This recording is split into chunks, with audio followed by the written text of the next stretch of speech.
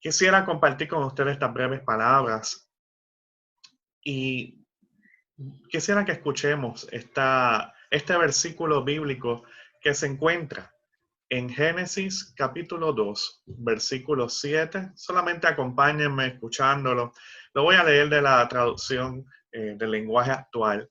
Y dice así de la siguiente manera, Génesis 2, versículo 7.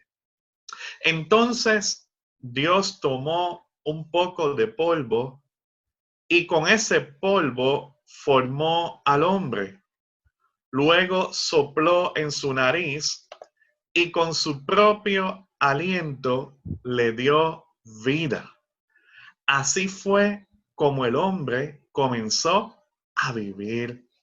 Interesante palabra del Señor. Posiblemente a lo largo de tu vida hayas leído más de una vez esos primeros capítulos del libro de Génesis. Y te pregunto, cuando los has leído, ¿no te ha estado algo curioso? Quizá te hayas dado cuenta que en los primeros 2 capítulos de Génesis hay 2 historias sobre el principio. El capítulo 1 es un poema excelentemente elaborado. Es una fina pieza artesanal trabajada con excelencia que trata sobre la verdad teológica de que detrás de todo lo creado hay un solo creador.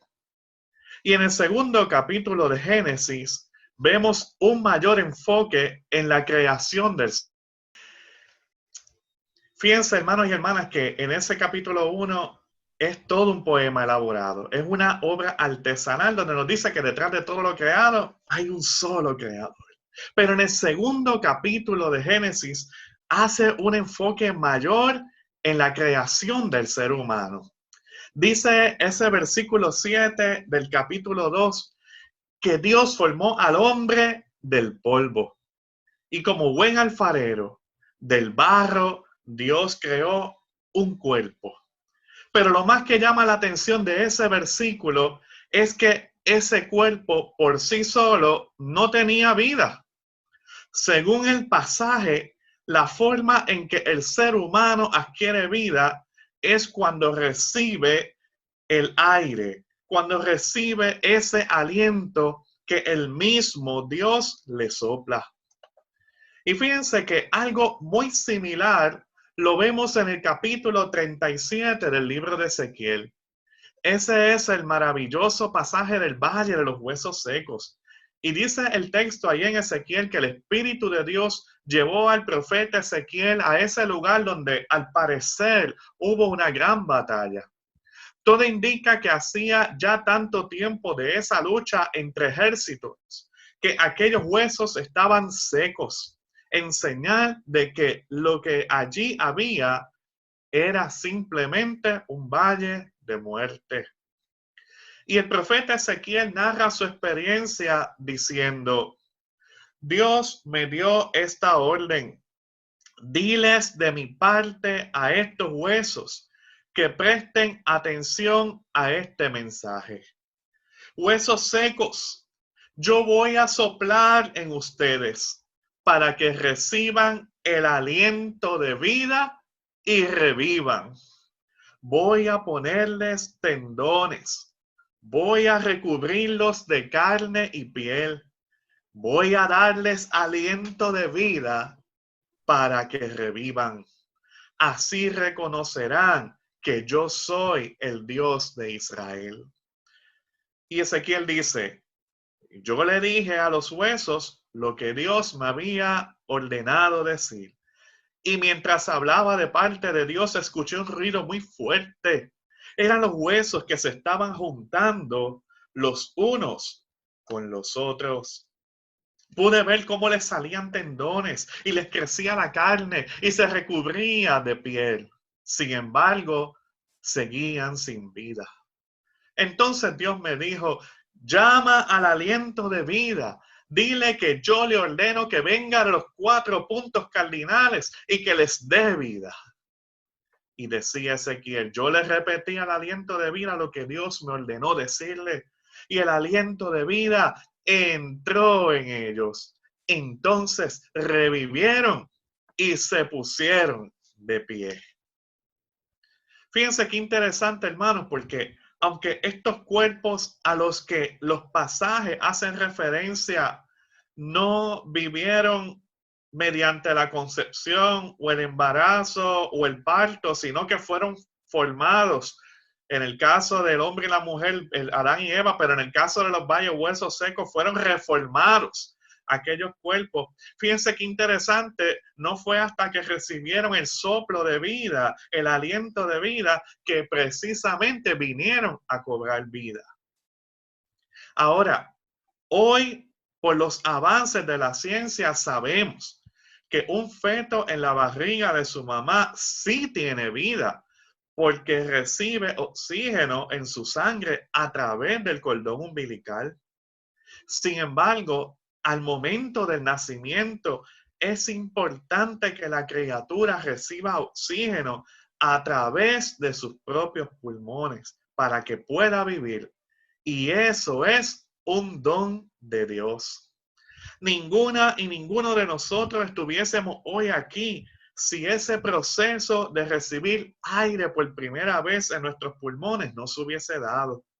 Es más, no estuviésemos ahora mismo donde estamos si de momento dejáramos de respirar. El aire es esencial para la vida. La Biblia dice que toda buena dádiva y todo don perfecto proviene de Dios, incluyendo el aire que respiramos. Pero también dice la Biblia que el enemigo vino a robar, a matar y a destruir. El COVID-19 no es una dádiva de Dios. Por el contrario, ese virus es un ladrón de la dádiva de Dios. Mientras que Dios nos regaló su aliento, el soplo, el aire que nos mantiene vivos y vivas, hemos visto alrededor del mundo que en los casos más críticos, el COVID-19 destruye al ser humano creado por Dios porque atenta contra la capacidad de su cuerpo de asimilar y procesar ese aliento de vida. Me parece, hermanos y hermanas, que ahora cobra más pertinencia que nunca lo que decía el salmista en el Salmo 150. Ha habido una gran preocupación cómo la gente está, cómo las instituciones tratando de buscar ventiladores, tratando de aumentar el número de estos aparatos, de estos equipos que ayuden a las personas a respirar. Pero mire qué interesante nos dice el Salmo 150. Todo lo que respira, alabe al Señor. El aire que respiramos, el aire que permite la vida, es un don, es un regalo, es una dádiva de Dios. Lo que está diciendo el salmista es que por el hecho de respirar, por el hecho de que entra aire a nuestros pulmones, Dios merece ser alabado. Me parece que antes de esta situación dábamos por sentado muchas cosas que quizá tomábamos con liviandad. Sin embargo, en este tiempo nos ha puesto a reflexionar y darle valor a aquellas cosas que para nosotros y nosotras tal vez no tenían tanta importancia y que ahora han pasado a ser motivos por los cuales le damos gracias al Señor. Con mucha gente en necesidad, mucha gente con dificultad para respirar, gente hasta muriendo debido a la afección en sus pulmones que causa este virus. Con más razón debemos darle gracias a Dios y alabarle por el aire que respiramos. Por eso decía el salmista, todo lo que respira, alabe al Señor. Tristemente, el COVID-19 no necesita contagiar a alguien para atentar contra el regalo del aliento de vida.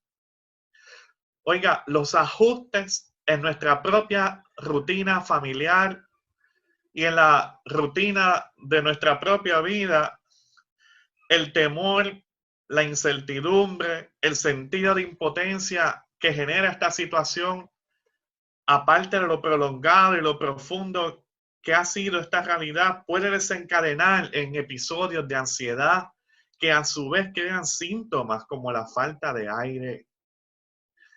Yo les confieso y abro mi corazón con ustedes. La pasada semana yo viví un episodio así. Tuve que ir al supermercado como tiene que hacerlo mucha gente, pero no sé si a usted le sucede, pero las medidas que uno tiene que tomar que antes no se tomaban. Las medidas que uno toma de precaución, tanto en el lugar como cuando uno regresa a la casa.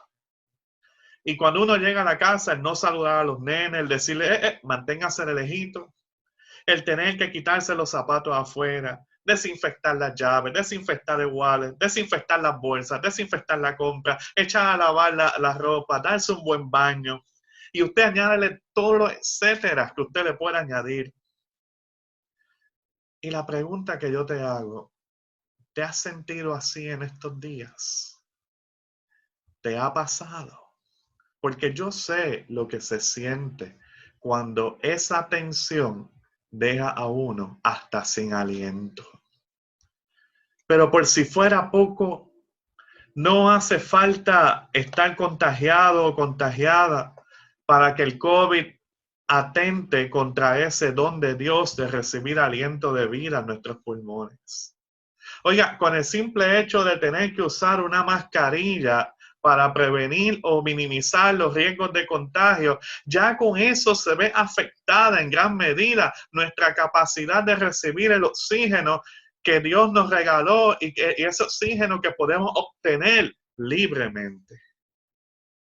Ciertamente estamos ante un escenario evidente de cómo el enemigo busca maneras de dañar, de corromper y de destruir en total desprecio a la creación de Dios, incluyendo la vida humana. Sin embargo, desde la fe cristiana, como pueblo de Dios, podemos decir con toda seguridad que el COVID-19 no tiene la última palabra. El Evangelio de Juan dice en su primer capítulo, la luz en las tinieblas resplandece y las tinieblas no prevalecieron contra ella. Ese primer capítulo de Juan hace alusión al primer capítulo de Génesis, donde aquella primera palabra pronunciada por Dios es una orden: sea la luz, sea la luz. Y el Evangelio de Juan dice que esa palabra que estaba desde el principio es la luz divina del principio que se confrontó con el caos, con el vacío, con la desolación a las que el Evangelio le llama tinieblas. Por eso hay razón para tener esperanza, porque a pesar de lo oscuro que pueda parecer nuestro escenario de vida, podemos confiar que Jesucristo, esa luz que procede de la palabra de Dios, ya ha vencido a las tinieblas y las venció desde el mismo principio, y las tinieblas ni han podido ni podrán sofocar a la luz. Alabado sea el nombre del Señor. Por eso podemos afirmar nuevamente que el COVID-19 no tiene la última palabra. Más adelante en el mismo Evangelio, según Juan, aparece el relato de la resurrección de Lázaro. Y aquí se dan unas dinámicas bien interesantes. Lázaro había enfermado de gravedad y le dan el aviso a Jesús. Sin embargo, Jesús no salió corriendo para ir a donde estaba su amigo a sanarlo. Y uno dice, pero qué actitud tan extraña esa de Jesús. Quizás mucha gente hoy se esté preguntando por qué Dios no ha tomado lo que para nosotros sería una acción inmediata contra este virus que ha trastocado por completo nuestra manera de vivir y hasta nuestra manera de hacer iglesia.